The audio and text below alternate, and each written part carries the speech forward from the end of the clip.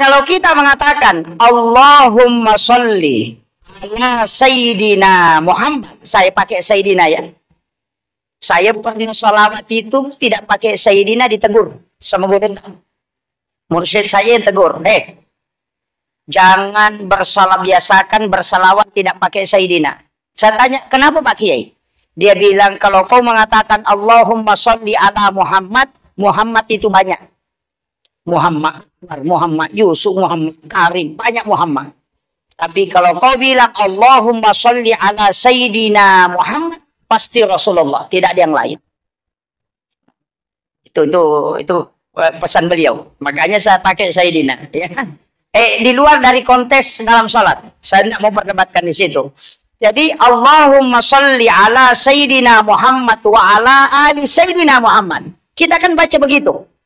Tapi ada sholawat ketika orang baca barasanji di mahalul qiyam itu, apa kita baca? Sallallahu ala Muhammad. Itu fi'il madhi, bentuk lampau. Mudhari'nya Allahumma sholli ala Muhammad. Tapi kenapa dia pakai sallallahu? Bentuk lampau.